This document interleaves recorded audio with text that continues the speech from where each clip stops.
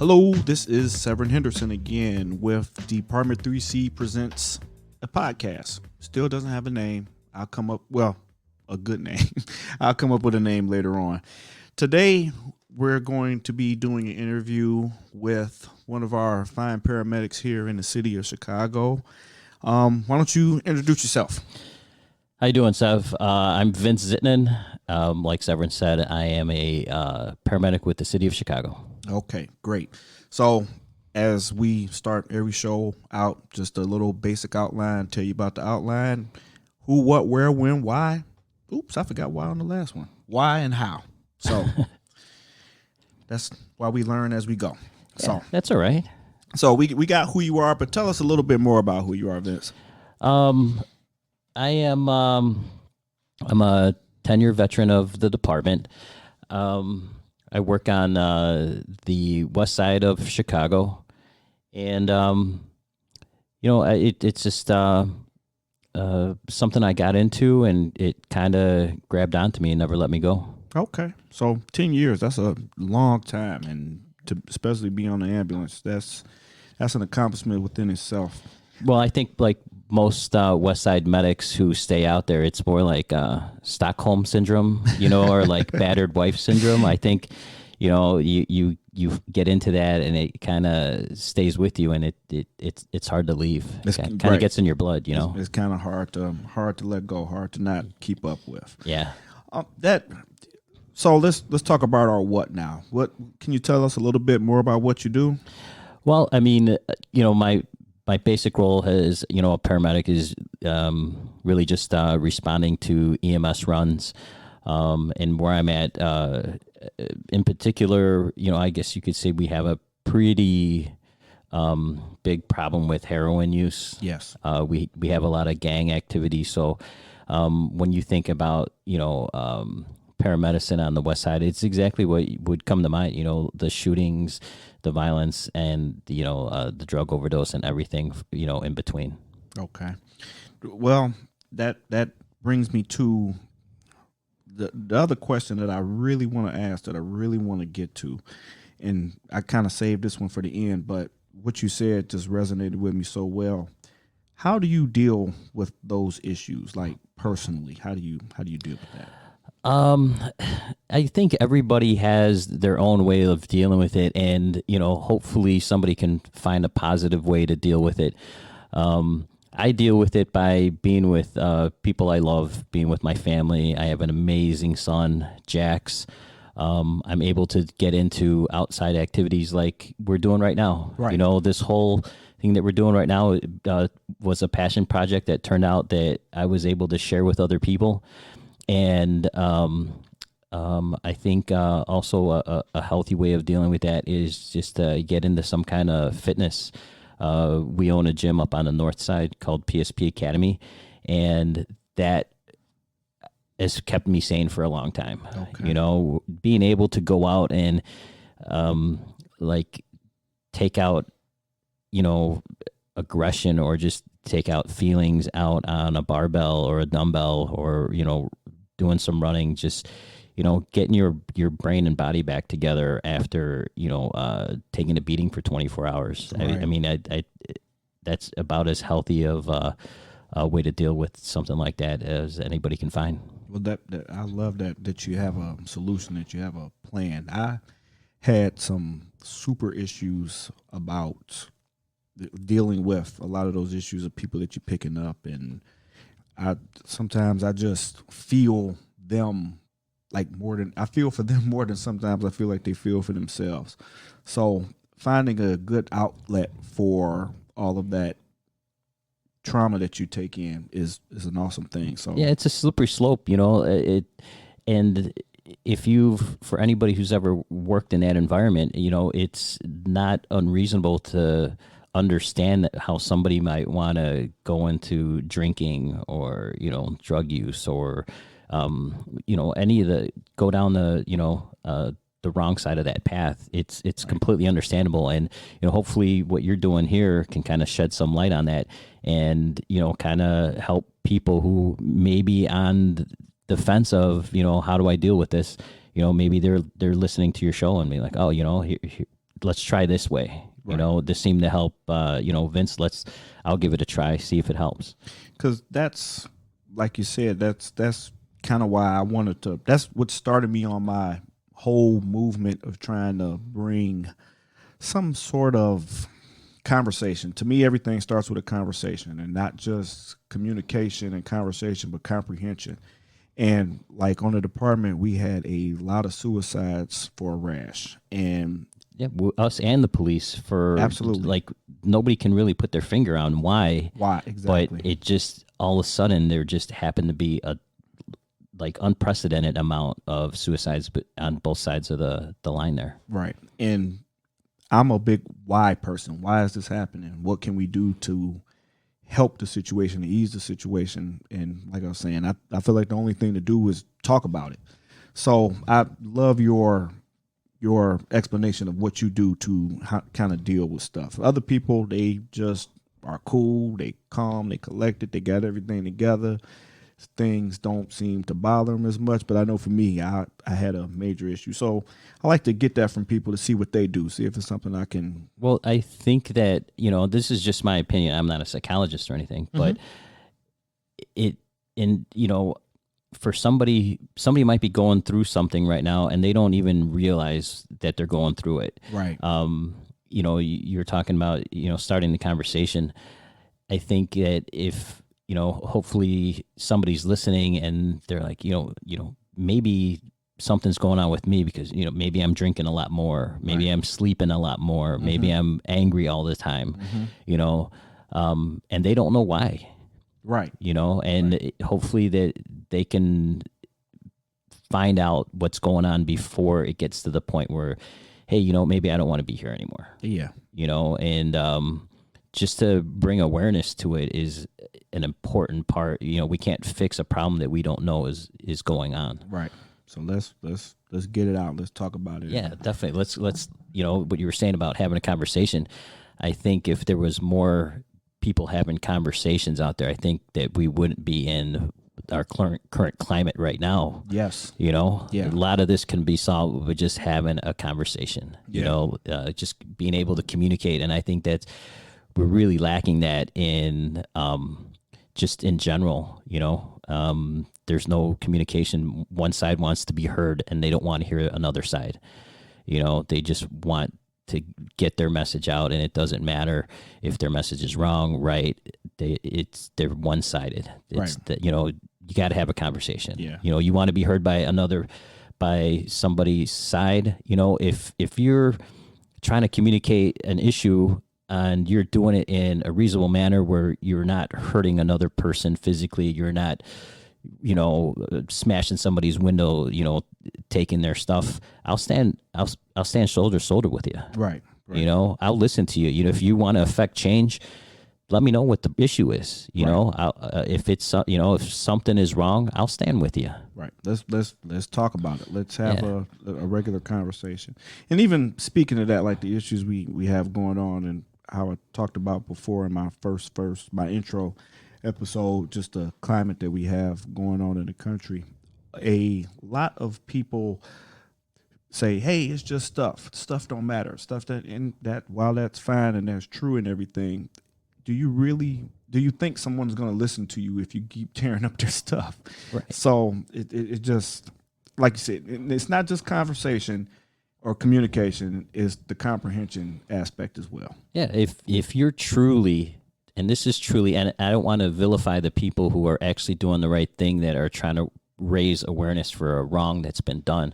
But if you truly have an issue that you want to bring to the forefront, smashing a guy's window out and taking his stuff, you've lost that guy forever. Yeah. You may have the greatest intentions, yep. Right? Yeah. But the guy who owned that building, who owned that shop, he's never going to see your side. Right. And people who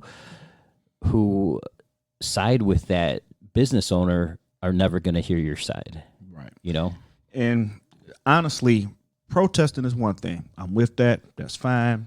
I'm 100% with that. But I feel like the other people are opportunists. Oh, 100%. 100%. They see, this the time to do it. This the time to get it done. Let's Yeah, and I think it's our Workshop. responsibility, just the same way it's everybody else's responsibility to see, a bad officer doing a bad thing and not to vilify police departments as a whole. Mm-hmm. It's our responsibility to see rioters and looters and not vilify protesters. Exactly. Those are two separate things.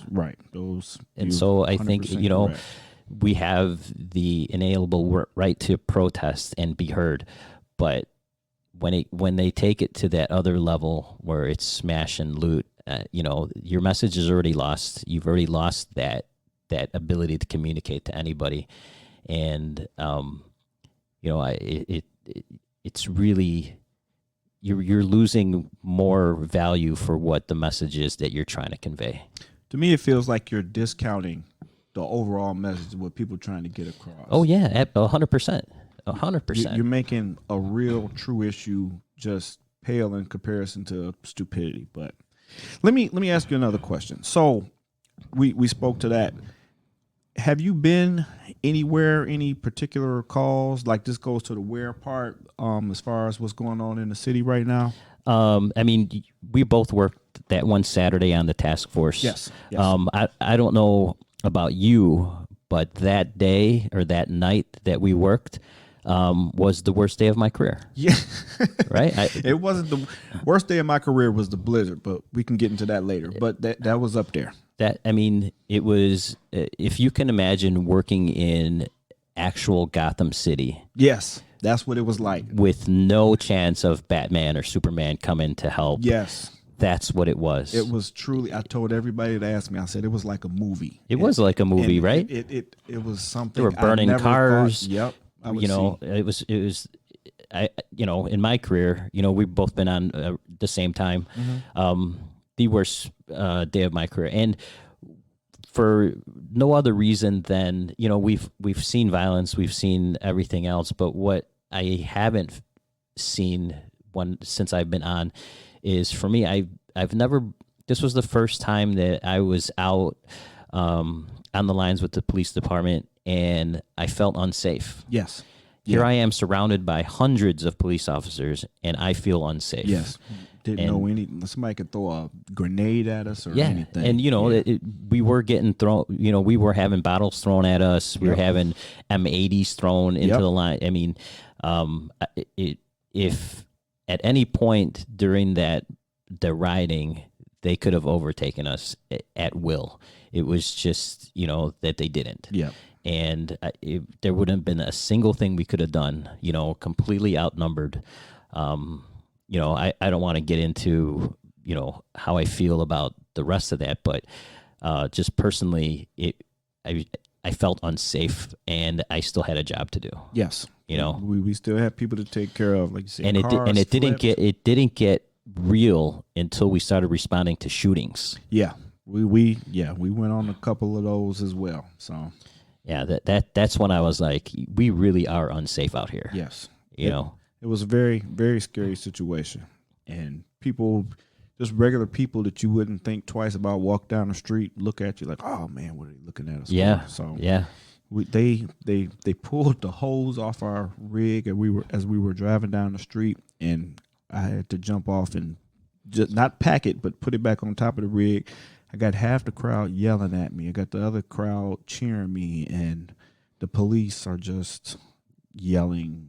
It was, you had to keep your head on a swivel for real. It was not fun. Yeah, that was a long night for sure. Yeah, right. That's the other thing, that we came in and worked the entire time. Like at first it was decent, then after a while I was like, oh boy, this is something else. So. Were you at the fire at the camera shop? Yes. Yes. So did you actually talk to the old man who owned that place? I did. Yes. Wasn't that the saddest story ever? Yes, and he had that old camera in his hand. Right. The first camera. For everybody who doesn't know the story, the guy who owned Central Camera, he had been there for 3 generations. 1899. 1899. I remember the sign saying.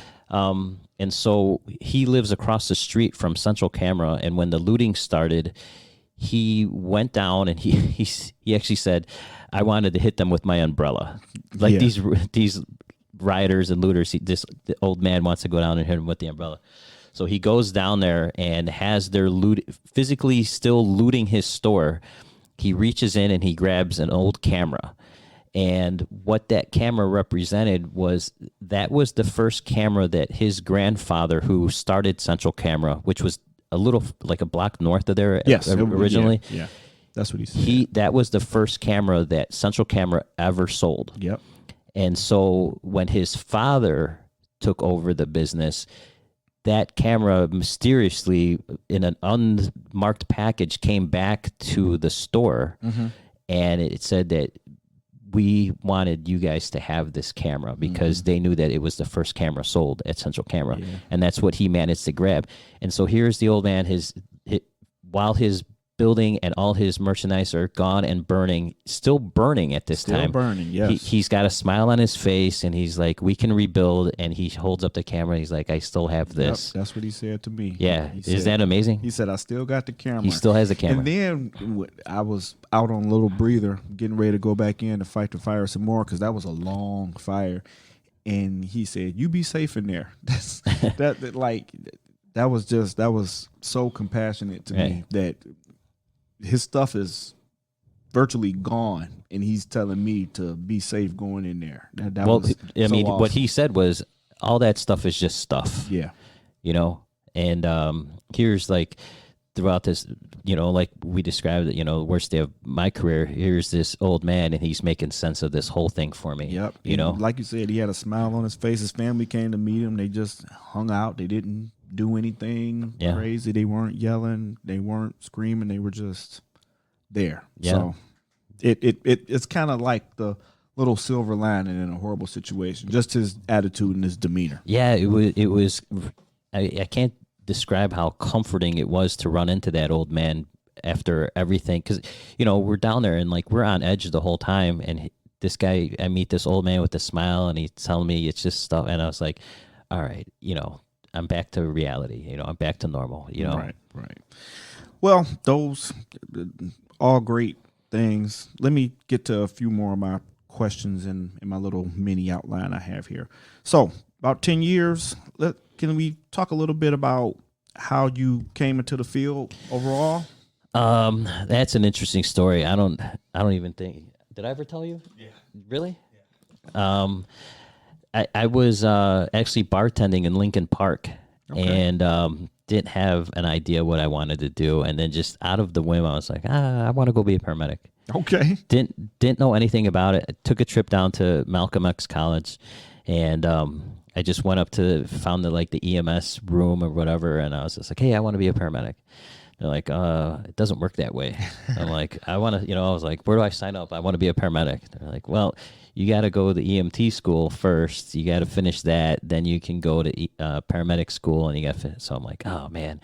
So that's kind of how it started. There was no, I didn't have any family on the job and anything like that. And at that time, I had no aspirations of being a fireman either. I didn't know anything about it, It wasn't until, started doing my ride time and started really getting into being a paramedic that, I was like, hey, let's check out what it's like to be a fireman. Right. And, in my early years of being a paramedic, I would run into these amazing firemen, and we've had some amazing firemen on our own podcast. And when you hear these guys' stories, like the Kevin Caseys, right. The Tim Walshes and those guys, you're like, man, I wonder what it'd be like to be a fireman back in those days. Because as a fireman yourself, you got to admit, these are different times in the fire department. Absolutely, right. And those guys were more cowboys, and inherently, that atmosphere was a lot less safe. Yeah. But when you talk about how these guys went about their business, it wasn't as unsafe as anything else. The equipment has changed. Way we do structural firefighting has changed. But still, one of the quotes that I remember when I was going through the academy, the most important thing on that rig is having a set of balls. And that goes for men and women. Yep, That's absolutely. not a gender thing. And that's what we teach the girls as well. The women as well. And definitely those old timers like that, man, just to hear what like those guys were doing is, and you can't help but to want to be a part of that. Yeah, absolutely. Right. Because they have some awesome stories. And like we were saying on another episode, just listening to these people and getting to meet these people, it's like sometimes they're bigger than life. Because a lot of people look up to celebrities and people they see on TV, people they listen to in songs. For me, it's always people that actually have done something that get the opportunity to hang around and learn stuff from. And not even like they're trying to teach me. It's just absorbing it. Yeah. I mean, we hold like celebrities and that in high regard for things that they pretend to do. Right. But you have like, all the guys in the military, all the people in the fire service, all the police officers that are out there living like and doing those, there's undercover guys right now that, are doing like crazy things that they make TV shows out of, right. And they make TV shows out of that stuff because it's exciting and cool. But there's people who actually live that, there's like secret FBI agents doing crazy stuff. There's way, way deep undercover DEA guys that are like trying to infiltrate like cartels right now as we speak. Exactly. And, we kind of like dismiss what those guys do. But a celebrity who plays that guy gets all the accolades. Exactly. You hit the nail on the head. So let's talk about a few more things. So we got all those great questions. We kind of already know that one. Let's talk a little bit about the podcast. Okay. So tell me about Chicago's Bravest. So Chicago's Bravest Stories is a podcast me and a couple other buddies started a little over a year ago. It's kind of taken off, and it's kind of given us the opportunity to sit down and really like selfishly have a drink and talk to some amazing people who've had some amazing stories. One of our second guest actually was Father Tom Mulcrone, who was our chaplain for the Chicago Fire Department for 37 years, I think it was. Yeah. And just to be able to sit down and hear stories straight from his mouth. And, one of the reasons we wanted to do this, when I was kicking this idea around, I was like, I shopped it around the, regular guys, wherever I would, if I was detailed somewhere, I toss it out to these guys. And, at my house, I was like, what if you were able to hear some of the stories that we've all heard about in the firehouse and, that we talked about, or a story that you would sit down at the kitchen table and, over a cup of coffee, you'd, hear from some of the guys, if that was recorded and you could listen to that in your car on the way to work or on the way home or something, would that be something that would interest you? And everybody's like, yeah, I would love to hear that. Yeah. And so we just wound up finding a lot of people who had amazing stories. One of our very first guest was a guy from Your Truck, Jeff Rich. Yep. And, we didn't have any clue of what we were doing. And I, called up Jeff and I'm like, hey, we're thinking about doing this podcast. Would you come on and tell us about, the day you fell out the window? And he's like, yeah, I'll do it for you. And I remember that. and I was like, it was like amazing. And thank you, Jeff, for doing that, because without Jeff, like, we wouldn't have started a podcast. Yeah, that's awesome. So it's just stuff like that, and like the feedback we've gotten from that one in particular is like, people take a lesson from that. Jeff fell out a window and he explained why, and a lot of people are gonna said that hey, I'm not gonna stand up. When I'm right. You can't see. Yeah, right. You can't see. Shouldn't be standing up. Crawling. Yeah. And it was by no fault of Jeff's. And admittedly, Jeff said, when my mask came off and I stood up to fix it and I was going to stick my head out the window, he's like, I made a mistake. Yep. And it's it just goes to show what a great and humble guy Jeff is. And he had a bad experience, but thank God he came out on the other side like pretty much unharmed. Yeah. For falling out the second window, landing on his back on top of an air conditioner. Exactly. But we've had like we talked about, we had Kevin Casey, who was one of the actors in Backdraft. Yep. And we've all know that he was in it, and like, but we never knew, like, hey, how did you get that? How did you get that gig? Yeah. How did you wind up on there? Yeah. And if you know anything about that man in particular, that portion of his life beyond Backdraft is nothing compared to what his real life is. Exactly. You know? Exactly. Yes. We've had many conversations, and he didn't remember me the first few times, but I said, every time you talk to me, you know, he said, okay, next time I see you, I'll remember you. And he did remember, because we were in the same battalion. So, right.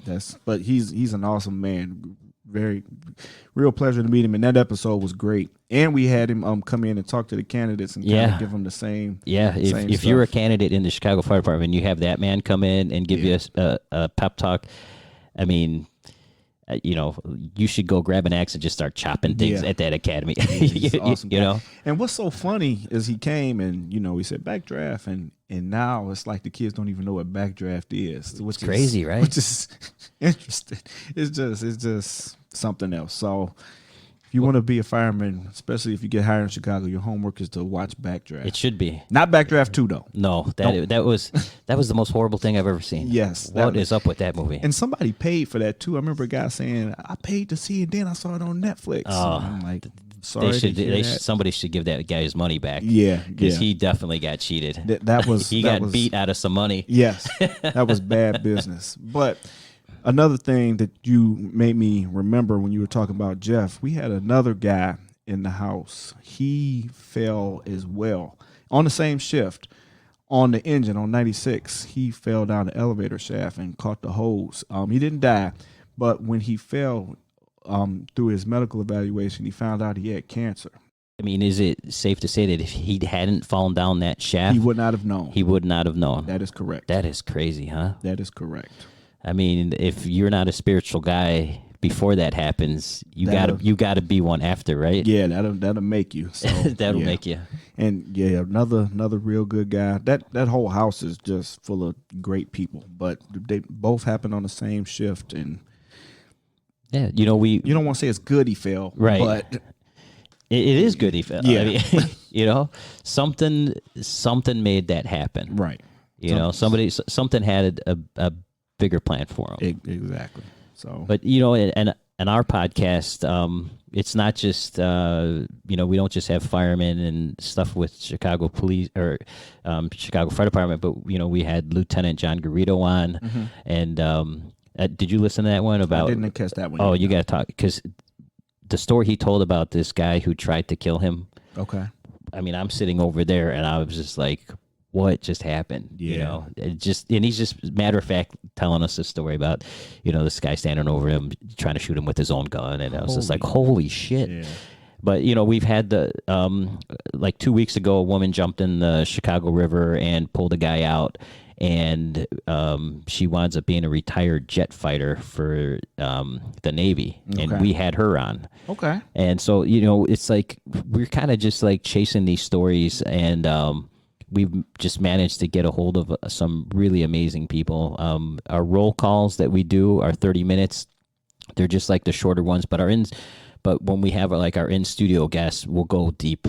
Yeah, you know, we'll spend a lot of time, and, you know, we'll get to know him or her, and then, you know, we'll get to the story, and then just kind of, you know, we'll have a couple drinks and just really dive in. We dive in deep. Yeah, you guys do an awesome job. That's why I say this. When I asked you to have to borrow some of your time, I said, "Would you do such a good job interviewing everybody else? One time somebody has to turn it back." Well, thanks. Yeah, I'm not used to being on this side of the microphone. Hey, it's all good. I'm just trying to get to a quarter as good as you are. So it's just, you got to get your reps in. Yep. Just like anything else. Just like anything else, yes. Right? Got to get out there and start doing it. So that's what I got homework for myself now. I just wrote down. I got to listen to that episode. I listened to a lot of the other ones, but I want to listen to that one. So. Yeah. I guess maybe I'll move Icebreaker to the front, but right now I have like 2 decks. Okay. We're only going to use this one because this one we're going to do when we have more people. Okay. But we're going to do the Icebreaker deck. All right, lay it on me. So you pick a random card. They go in different orders, like different colors are different things. Like This color is deep. Okay. We have deep. We have. Well, let's just go blind luck. Okay. Let's just go blind. You pick one, then I'll pick one. We'll talk about it for a while, and then we'll. All right, here we go. All right. If you could, here, can you read it? Yep. I'm having a hard time. No It's problem. Too dark in here. Yeah. If you could, that's the title. Oh, if okay. you could arm wrestle any historical figure, who would you choose and why? Historical figure. Historical figure. Man, that is such a That's a crazy that is question. such an abstract Yeah. question. Because I was gonna originally say that I would arm wrestle Kevin Casey because he arm wrestled Mr. T in a competition. Right. I heard that story before. So too. when I heard arm wrestling, but then it's like any historical figure, like he could be because I could Chicago history. I could actually go to Kevin Casey and he would arm wrestle if I asked him. Yes. You know, I'll be like, hey, let's have a beer and arm wrestle. And arm wrestle. Done. Let's take pictures of it.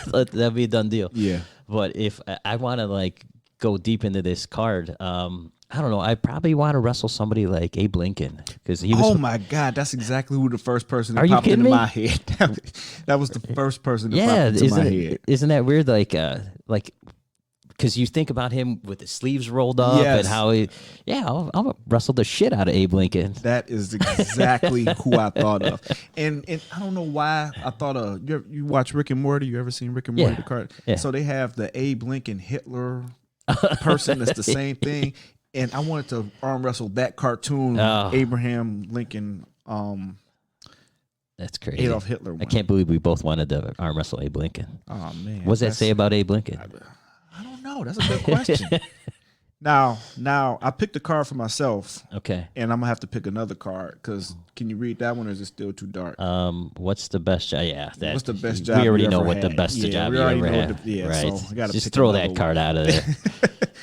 There's only one best job in the world, right? Okay, random. You're at a cafe. What type of drink do you order? Ooh, Oh, it's just a regular cafe. Is this like a fancy cafe or just I'm I don't know if out? It's like a drink cafe, like an alcohol cafe. Oh, or like a coffee or. Yeah, because I'm not a big. Well, I think coffee drinker. I think we got to make the distinction. Is this like early morning, like we're, or are we having, What's it say? It's 5 o'clock somewhere. So, and then for us, to me, every day is Friday. Well, so then, Saturday is if I'm gonna go with like actual cocktail drink, I think I probably, I'm a big whiskey drinker. Okay. But if I'm gonna have a cocktail, I'll probably have at that time probably a Jameson and ginger ale. Okay, I like that. You know? I'm with that. What would it be for me? Well, they discontinued it. Maybe this can make it come back. But Buffalo Wild Wings had this black cherry limeade drink that was delicious, and that's not alcoholic. That sounds like trouble. It's sugar is sweet. I got a problem with sugar and sweet. And then I like whiskey and bourbons and more dark, more tannins. Yeah. So usually anything neat or with one of those big whiskey rocks. So Redbreast, our president introduced me, our union president Really? introduced me to that because we were in the same battalion before as well and on the same shift. And that's my guy. And Well, we should have said first responder brew by Lake Effect Brewery. you know what? That's the first one I've had. So I want to. It's for a good cause. Yes, I'm for a with good that. cause. I'm with that. We amp that one up. So Yeah. that'll be the drink of the podcast. Sounds good. Okay. Well, I went through my whole little outline. I got you a little bit over time, but I appreciate all right. you speaking to me and helping me out. And we're trying to build something here, and I really appreciate you. I just want letting to, me this opportunity. congratulate you and thank you at the same time for, signing on with Fire and Iron Media. It means a lot to have, you with us. And, I'm got high hopes for what we got going on here, man. I'm excited. I'm excited for the future for us. Me too. So Thank you very much, congratulations. Vince. Thank you, buddy. All right.